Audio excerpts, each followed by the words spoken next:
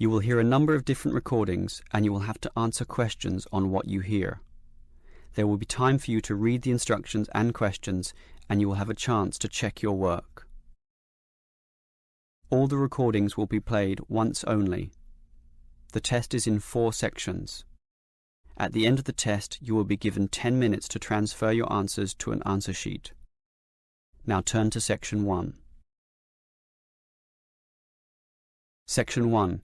You will hear 2 teachers, Andrew and Katie, discussing the coming excursion of their language class. First, you have some time to look at questions 1 to 6.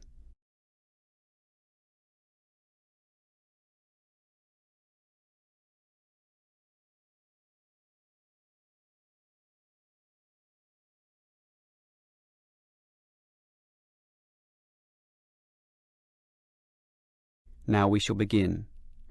You should answer the questions as you listen, because you will not hear the recording a second time.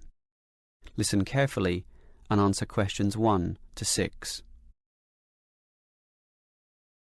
Well, we have this school excursion plan, but when exactly is it? Is it this Tuesday or Wednesday? Well, it can't be Tuesday with the English tests taking place. Ah, right, not Tuesday but Wednesday. That's right, all day Wednesday, taking a bus outside the city. And where are we going? Last month we went to Arthur Island, so this time we're going to the animal park. Arthur Island was okay, but it was too cold. Let's hope the weather for this week's excursion is better.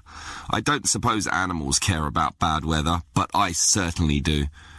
Have you heard the forecast? Yes, and it's not too bad. Basically, they're saying Monday will be sunny, but then the weather will change. Not so good. Yes, Tuesday we'll have some showers, but by Wednesday, the day of our excursion, it will be, well, their words are cold and cloudy. Cold and cloudy. Well, as long as it isn't wet and rainy, I'm happy enough. We won't need umbrellas, just warm clothing.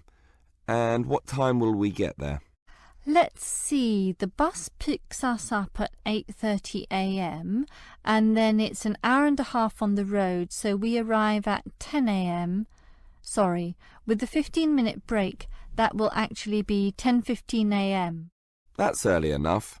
Then all our students can see the animals, have their fun, and do whatever they want to do. Well, one fun event planned that day is Birds of Prey. What's that? That's when they bring out several birds of prey, eagles, falcons, kites, those sorts of birds, and throw pieces of meat into the air, and the birds swoop down and eat them. It's quite impressive. Sounds great. Birds of prey. Are there any other activities? There's a catered lunch at the park restaurant. We've already paid for that. And in the afternoon there's... Well, I had a choice between the reptile display and the koala handling. In the reptile display, the students can handle live pythons and various other snakes. Surely they'd rather hold koalas. I'm sure, but the koalas can't be handled unless the weather's sunny, and given the forecast, I thought it better to choose the reptile display. That's a shame. These Asian students would love the koala handling. Yes, I know, but we can't control the weather. And then we get back. What time will that be? We leave the park at 4:30, but then we face traffic, so we won't get back until well after 6 p.m. It will most likely be 6:30, but that's better than the last trip. We didn't get home until 8:30 that time. Yes, that was a bit too late, wasn't it? Before you hear the rest of the conversation, you have some time to look at questions 7 to 10.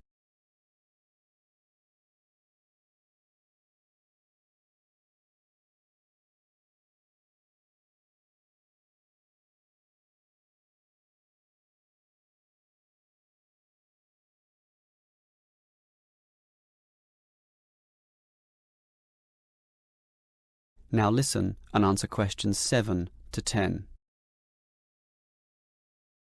Andrew, I understand you've been doing some research regarding the breakdown by nationality of our student body. That must have produced some interesting results. You're right. I got some statistics from head office. I would imagine that most of our students are either Japanese or Chinese. You imagine right. But it's the Chinese who constitute the majority, but only just. I had thought Koreans might be second, but it's actually the Japanese, quite close behind.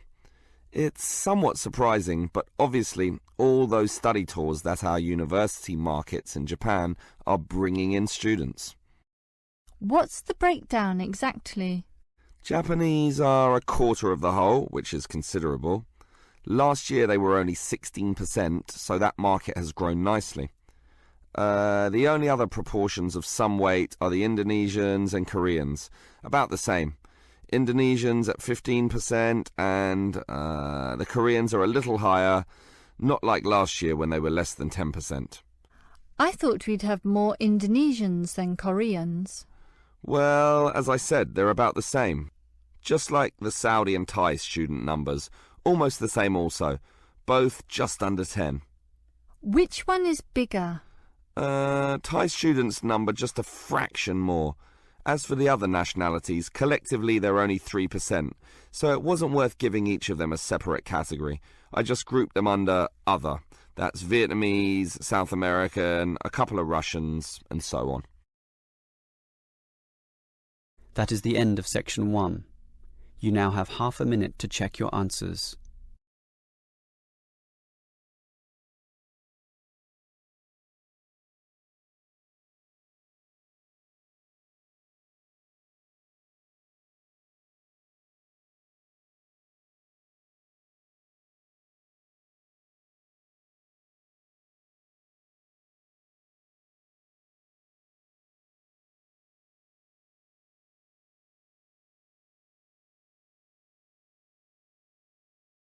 Now turn to section 2.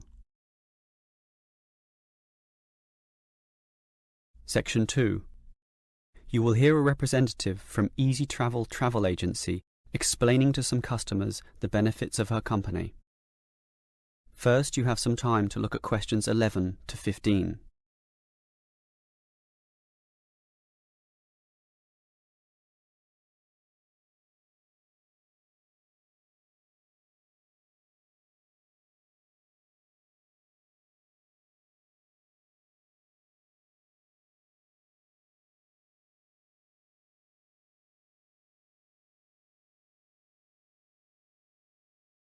Now listen carefully and answer questions 11 to 15. Hello everyone. Now you're here because you're interested in travel, right?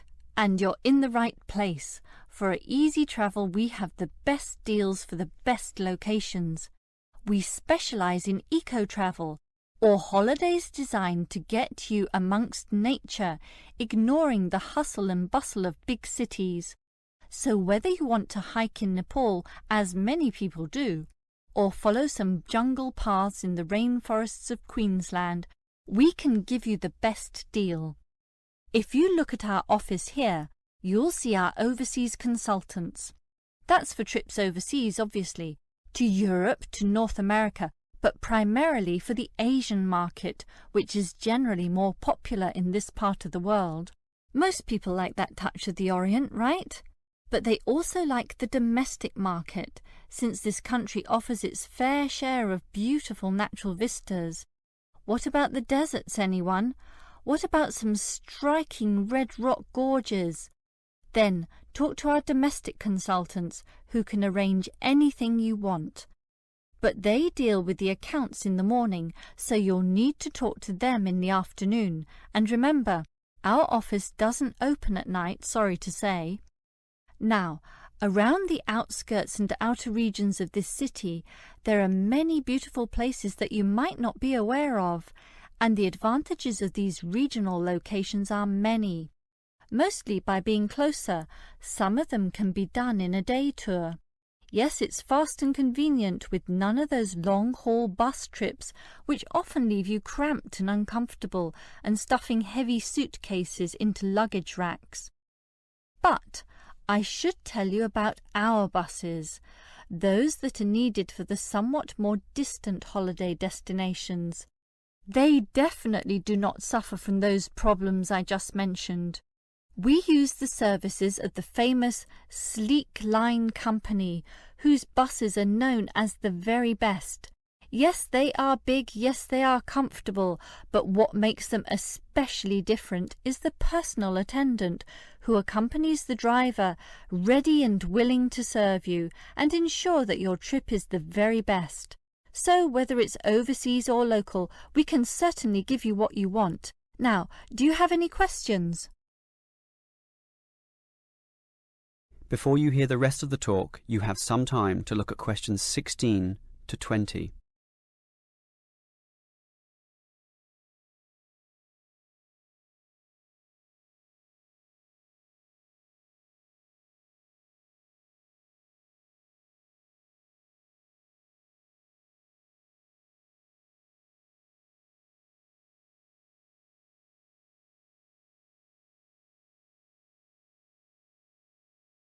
Now listen and answer questions 16 to 20.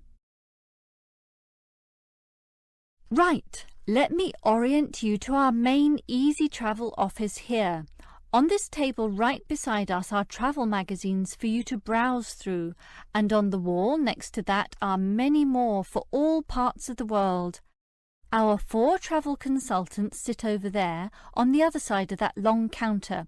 That's right, 4 of them, side by side, all serving various regions. Now, let me tell you their specific functions. Firstly, the consultant on the left, next to the plant, is the local tours consultant, serving tours in the immediate vicinity of this city. Next to her is what we call regional tours, targeting the statewide options. Next to her is the interstate tours, and that can involve either buses or planes. In the former case, utilising the Sleek Line bus service, as you know. And finally, next to her in the corner is general inquiries, which is self-explanatory. If you have questions of a general nature, rather than one relating to specific destinations, you can go there. Now, as I said, we can do international tours, and for that you need our big office, just through that door, the one between those 2 plants.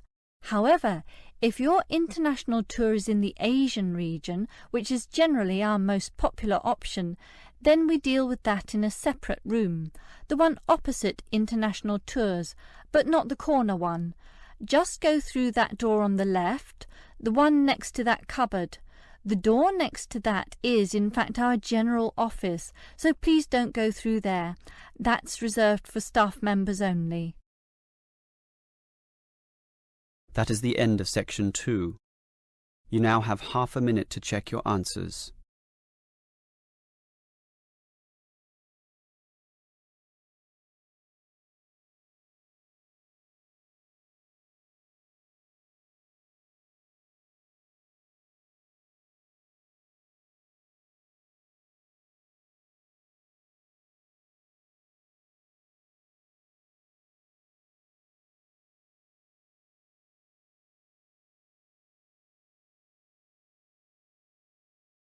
Now turn to section 3.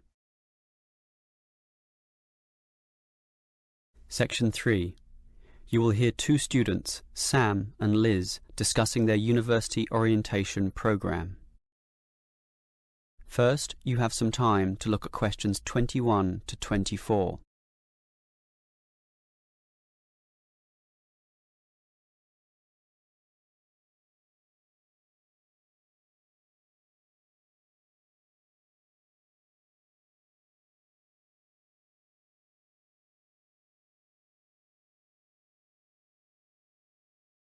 Now listen carefully and answer questions 21 to 24. Hi Liz, how do you feel about starting university here? A little bit nervous, but I'm confident I can handle it. This orientation programme seems like it will help us a lot. Sure. I'm looking at the timetable here myself. It seems that there are choices available. I can see. So, what are you going to do Monday afternoon? In the morning we all have the opening lecture, but it looks like we have a choice later that day, as you said. Well, the careers lecture might be helpful, but I am interested in the uni tour. It's probably too early to be thinking of careers now anyway, and I want to know what's what at this new university, so I'm doing the tour. All right, I'll come along with you. Might learn something interesting. After all, we haven't seen much of this place yet, and we will be spending 4 years here. Tuesday is another full day too. In the afternoon there's a lecture about study skills, but that morning offers another choice. Library tour or student union induction? What do you think?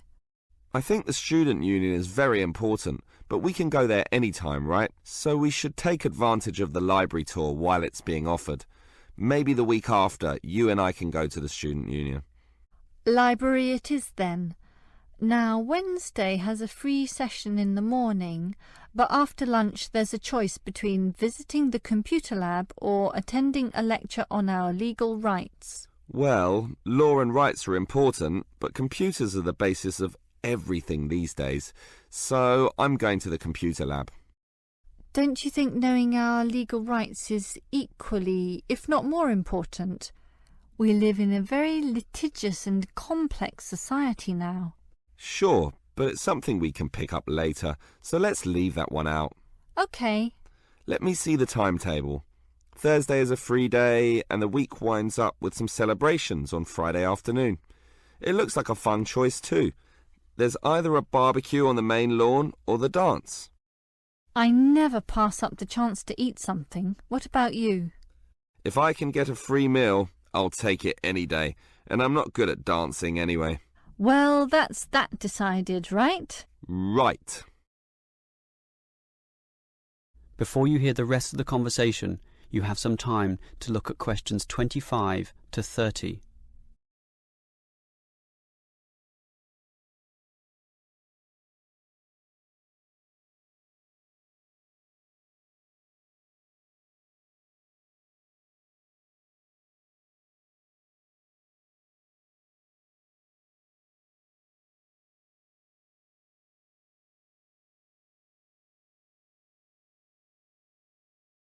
Now listen and answer questions 25 to 30.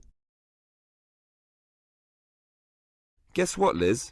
There's another interesting thing in this orientation booklet, and it looks important, about a style guide. What's that? Take a look yourself. It seems to be a set of rules regarding how to present written work, essays and that sort of thing to the lecturers. They want a uniform style of presentation. I can see, so everything we hand in must have a header and a footer. A what? A header and a footer. The footer is at the bottom of the page and the header is at the very top. That's why they call it a header, you know, that little bit of writing giving details about the work. And they also want the word count. Why do they need that? I guess because the lecturers will specify the number of words they want for their assignment, and they want to be sure students follow this. And even the heading on the page has to be a specific dimension, 16 points and bold print and underlined. And subheadings are 14 points, and the font has to be Arial for everything. Yes, the main text is Arial too, as you said, and the size is 12 points, with the header and footer being slightly smaller at 10 points each. Well, it seems logical. The size of everything is in proportion to its importance, but why do they need the spacing of the main text to be 1.5? The header and footer are different. They're only single-spaced. Probably to allow the teacher to insert comments or corrections, or just to make it all more readable, I suppose. And we need wide margins on the left, right, top and bottom, probably for the same reason. Lots of space to allow the addition of comments. That's a bit scary, actually. It seems to assume we will be making mistakes. And look what they want in the header and footer. The header has the name of the work. Not the name of the teacher? No, the work, but surely the teacher's name must go somewhere. Ah, here it is. It goes in the footer. OK. I'd say this is all logical.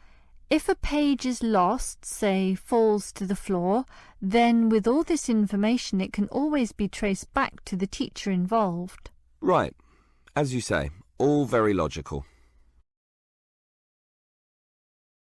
That is the end of section 3. You now have half a minute to check your answers.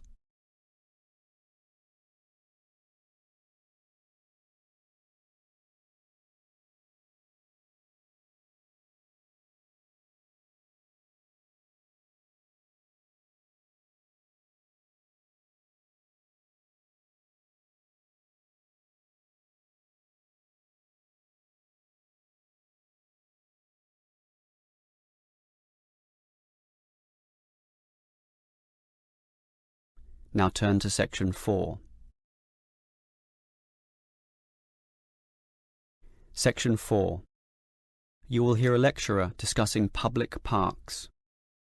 First, you have some time to look at questions 31 to 34.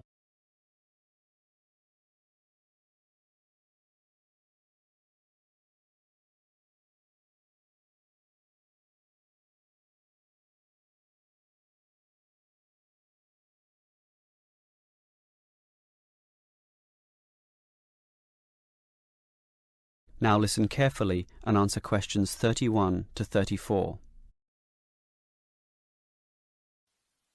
Most of us are familiar with a local park. We spend time there, play there, and have some of our best memories in these places. But what is a park?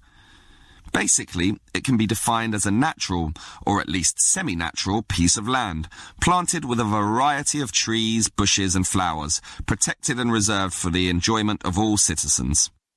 There are usually regulations about the sorts of behaviour that can take place within, and sometimes there are facilities such as children's playgrounds or fields for ball games and other sorts of activities. For this reason, if there is grass, it is kept short, and this also discourages the breeding of insect pests. A well-maintained park actually needs a lot of people to look after it, and more so if the park showcases special plants, flowers or trees, in which case it is called a botanic garden. In complete contrast, if the park is big and remote enough, it is sometimes designated as a wilderness park, to be left completely alone and untouched, protected from all development in order to allow wild species, both plant and animal, to live undisturbed. But it is the urban park, the sort of park that most people are familiar with, that I want to talk about now. These preserve natural landscapes for the pleasure of the urban population, most commonly just for passive recreation. In other words, allowing people just to observe the trees and lie in the grass, and such passive recreation is certainly needed. Before you hear the rest of the lecture, you have some time to look at questions 35 to 40.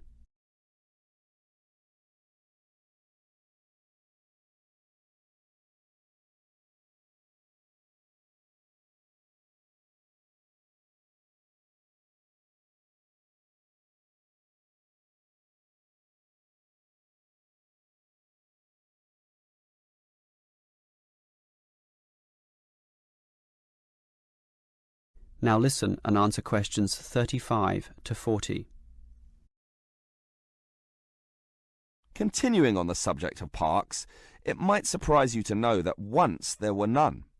1,000 years ago, there was no need, since there were already extensive open spaces, forests and wilderness surrounding most cities and towns, for example in Europe.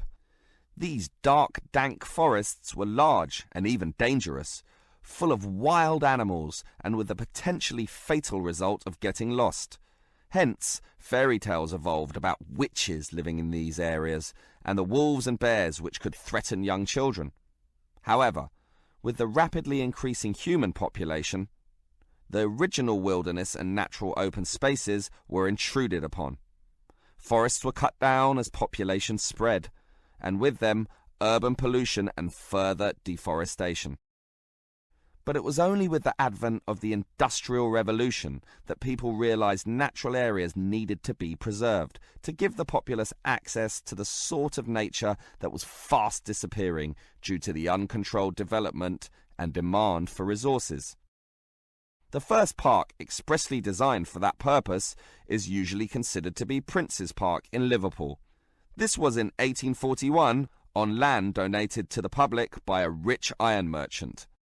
With such a generous donation, worth about £50,000, the council decided to invest £5,000 of its own money in making it look good.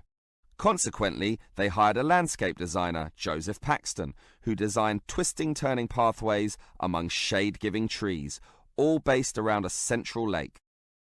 In many ways, it became the prototype for all later large parks, including the famous Central Park in New York. But if we were to pick the park that most people are familiar with, it would be the much smaller neighbourhood park. These can be tiny, but by being in the midst of extensive development and dense populations, they are increasingly seen as a refuge where one can get a glimpse of true nature. Many psychologists now maintain that this glimpse is necessary, for ultimately, as a species, we have an innate affinity for nature, and the concrete urban zoo clashes with our inner being. This has seen the rejuvenation of many urban parks that were once left to decay, for example, in New York or London, and indeed some cities such as Melbourne are known all over the world for their abundance of carefully maintained parks, including a world-famous botanic garden. That is the end of section 4. You now have half a minute to check your answers.